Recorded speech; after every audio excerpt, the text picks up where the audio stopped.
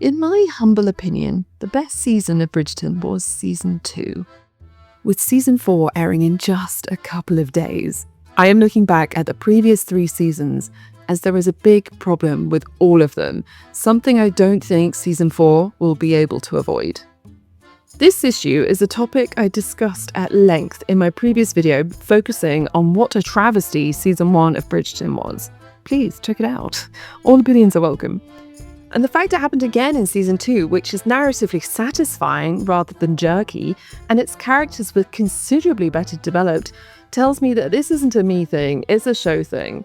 So season 4, you're doomed. All 3 seasons of Bridgerton follow the same formula. The romance plots build up so smoothly, a tantalizing reach to the climax. And then episodes 5 to 8 show up, and you find yourself bored, checking your phone, and just waiting for all the characters to get a grip already. None of the seasons can ever stick the landing and provide the viewer with a satisfying resolution. Don't be fooled by this long make-out scene at the end of season 2. Now, you may totally disagree with me about season 2. Maybe you think that season 2 couldn't even get the foreplay right, let alone the climax. Thing is, I found considerably less in the narrative and pacing to criticize than in season 1, which was a narrative flop. It managed to find success through excellent marketing, shock value, and a modern enjoyment for lowbrow, cringy escapism. Not that I'm being harsh or anything. Season 2 stepped all over what season 1 laid down and did it better. Our protagonists are considerably more likeable, and it's clear that they really like each other. Hot and heavy chemistry is why we're here, and season 2 doesn't disappoint. It's also funny.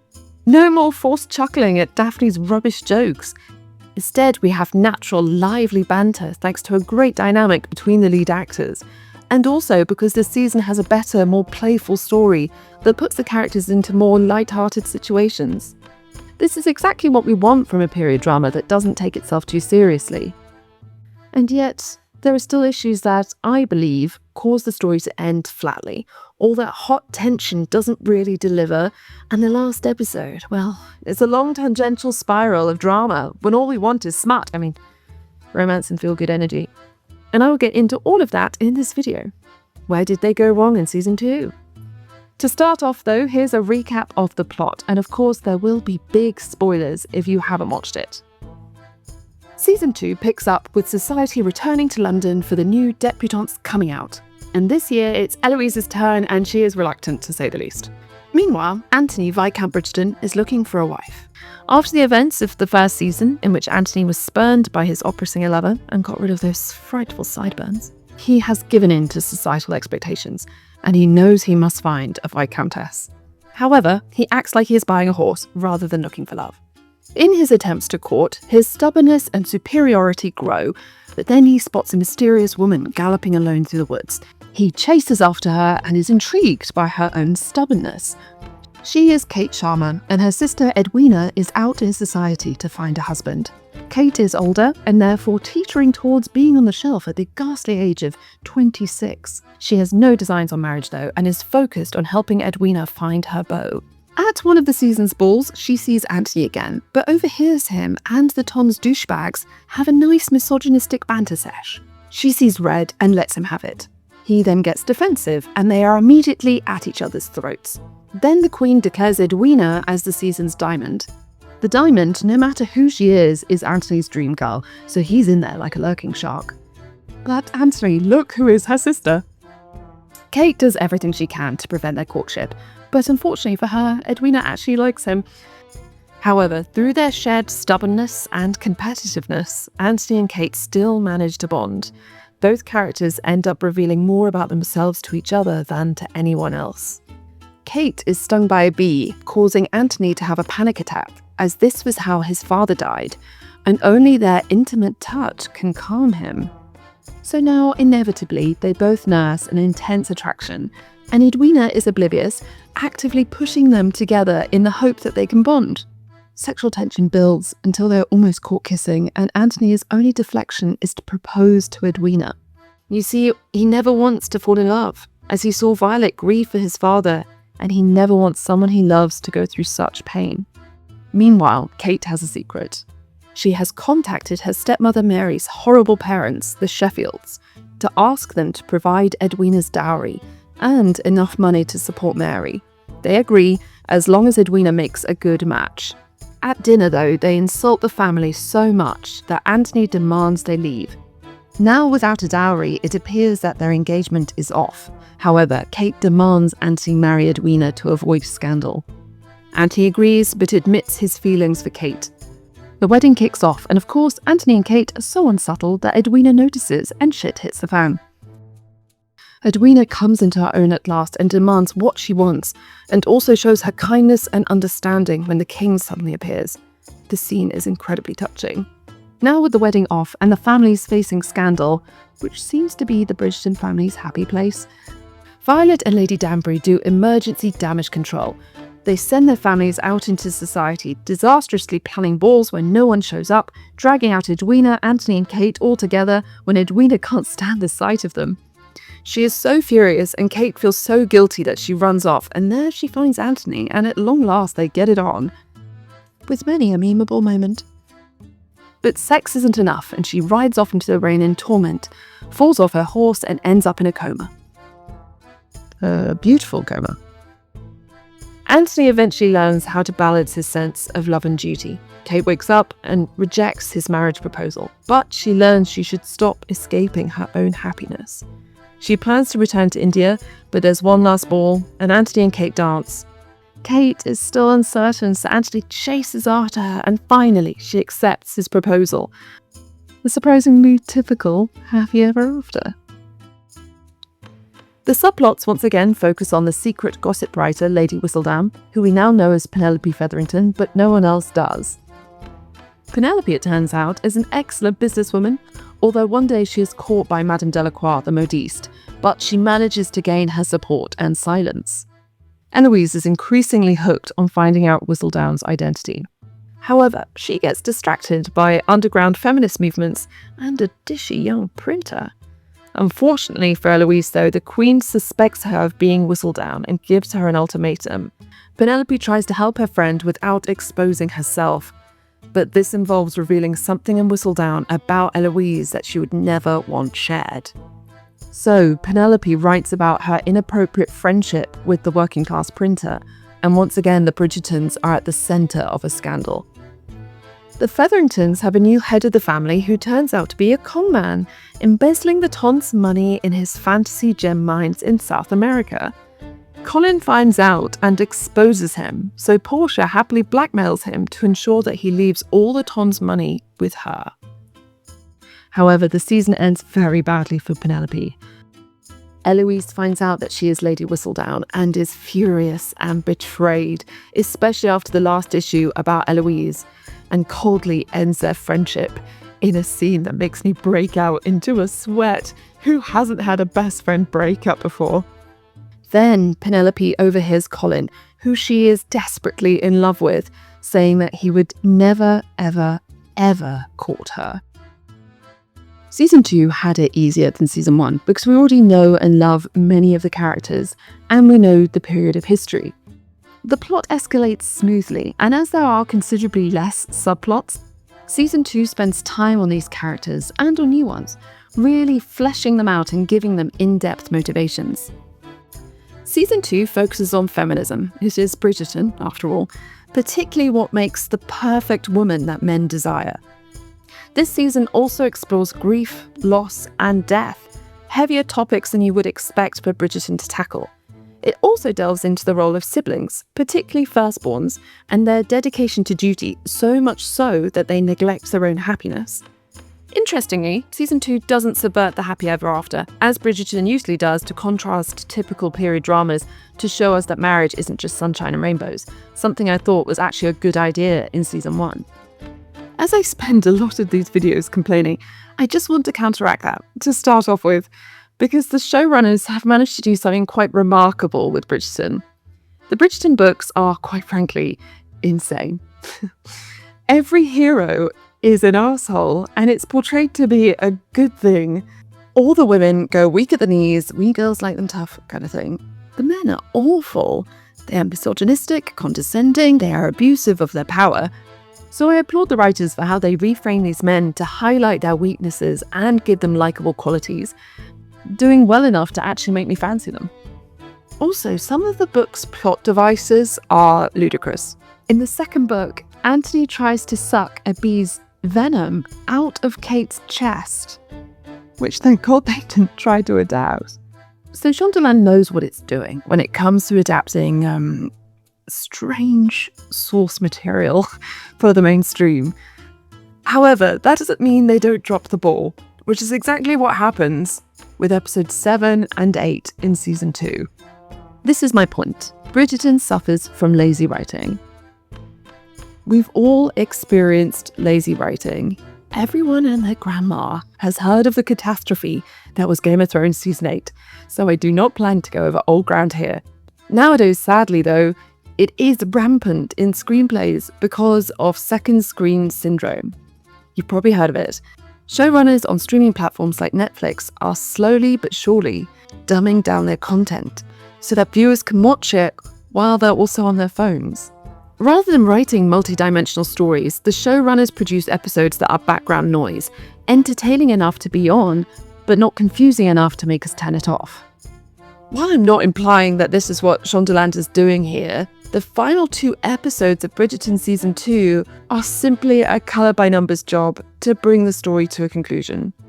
It is both drawn out and stupidly dramatic. They use a dramatic plot device, but it isn't enough to solve the boredom of these slow episodes.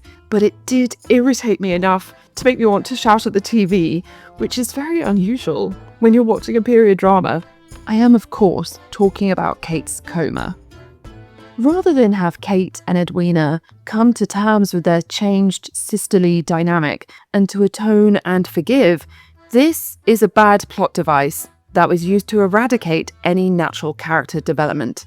This convenient coma solves almost all of the outstanding problems. Kate and Anthony fell in love behind Edwina's back and humiliated her at her own wedding. Kate has always felt responsible for Edwina's happiness as the older half-sister, somehow trying to prove herself and be deserving of her love. In denying her own feelings of happiness, she destroyed Edwina's trust. In episode 7, she is burdened by guilt and can't move forward. However, the coma then completely prevents this character progression from happening. The coma slows the season, meaning the rest of the characters have to dither until she wakes up, as her character is on pause for around half the episode. This is problematic when the character you need to develop isn't able to achieve anything, because they are literally unconscious. It also solves every problem, as Edwina forgives her while she is unconscious, so she doesn't atone for her actions, learn to be honest, and fight for love herself. Kate's actions never show that she has learned from her mistakes. This is the perfect example of padding out the story. As I said in my previous video about season 1, 8 episodes is too many for such limited content. By adding in the coma, Anthony and Kate eventually getting together is pushed back to the final 10 minutes of episode 8, meaning it takes them 7 3/4 episodes to learn and take action. This means that the resolution that we've been waiting for is far too quick. So no wonder we spend the final 5 minutes of the show in happy ever after land watching the two of them make out, along with all of Anthony's family. Oh, okay, they're still going. Okay. Cool.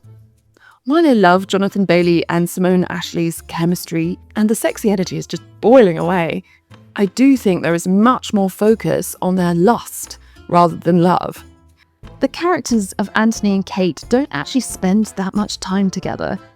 Apparently it's just 83 minutes, according to the Holy Grail that is Reddit. It's also unclear why Anthony and Kate couldn't just be together by episode 7. This episode feels particularly anticlimactic after such high tension at the cancelled wedding, with Edwina's entire vendetta all in episode 6. Episode 6 ends with them finally kissing after so much bubbling sexual tension.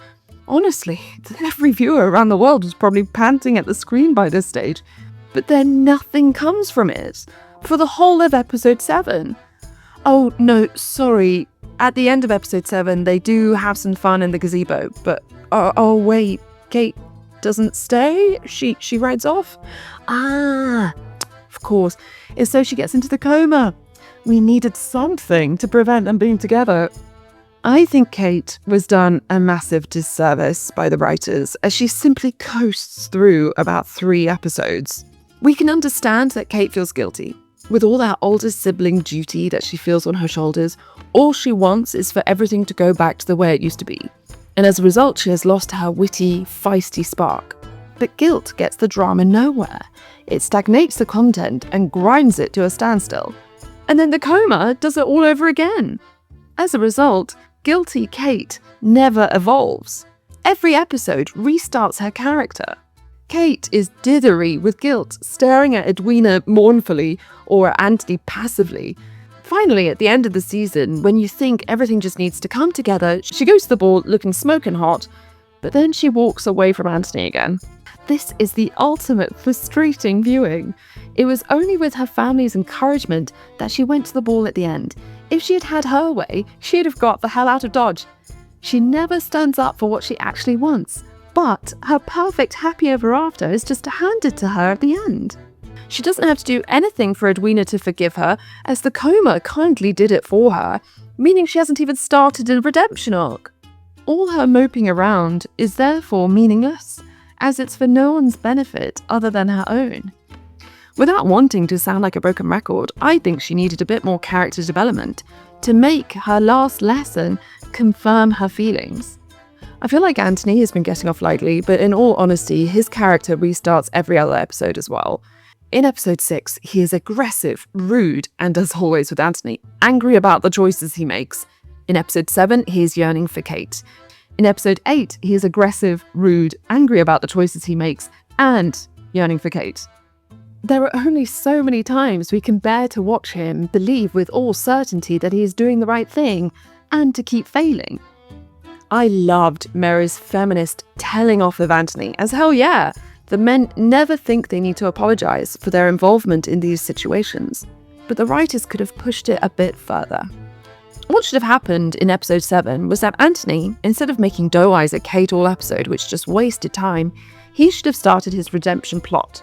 He should have had his chats with Violet and Gregory, which help him reflect on his choices, taking that step to heal before Kate. Then he would have been totally in love and committed to her during their sexy time and begged to be with her.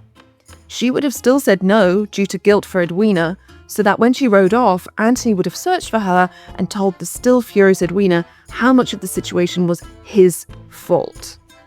This would have started Edwina's forgiveness arc before any stupid coma, which would now just be a sickness, because Bridgerton will always be melodramatic and Kate still would have ridden off into the rain. A sickness would give her time and space to learn her needs and wants. She needs to be conscious for it. Then she would make her apologies to Edwina and Mary, but then she would go to the ball to get her man. This would have shown the return of passionate, independent Kate that we met in episode 1, who takes ownership of her decisions. If we're going to have a full 8 episodes, you might as well show us the entire character journey. This version keeps up the pace and tension, but reduces the melodrama and avoids Kate's lack of atonement and her cowardly running away, giving her agency instead and making her stand up for what she wants. Also, can I just add that whoever did the makeup for this scene has never seen a woman on a sick day. Hairbrushing isn't usually involved, let alone mascara. And having just woken up from a coma, I would be having a word about who let my love interest in. Only if you look this good can you be letting sexy lords enter your room without a blindfold. And of course, you know me and my favourite character, Daphne is back. Of course, without Simon. And now an expert on love. Seriously, just because you sexually abused your husband and got away with it, doesn't mean you know anything, Daft babes. At least you're the voice of reason this time. But is that believable character development? I think not. So, we now have a theme. In both seasons of Bridgerton, neither leading lady learns from their mistakes. Daphne doesn't learn about consent and doesn't apologise, and Kate doesn't learn to be honest and fight for love herself. What message is this by the showrunners? Is the show really as feminist as we're led to believe? This is what we need to think about, as I will soon be back with my season 3 analysis/rant, and we all know who our responsibility-dodging leading lady is there. Regardless of this rant, season 2 was masterful. Not only is the plot well-paced and narratively gripping, but the characters have enough room to come to the fore in this one. Together, the chemistry and plotting all created electric television. Until episode 7, that is. This is what happens when you have too many episodes. The writing can get lazy, and writers can clutch at easy plot devices to do the work. But that said, the whole second half of the story changed from the book. I'm not even joking. I guess the writers had to come up with something. I just wish it had been better. To give Anthony and Kate a better send-off with something inspiring, consistent, and most importantly, gloriously romantic for longer than 5 minutes, for us to feel invested in their relationship. After all, that's why we're watching, isn't it? I'll be back to discuss season 3, so look out for the next video on my utter guilty pleasure, Pollen. But this is the season where more people saw that the cracks are starting to show in Bridgerton's facade. And we will get into that next time.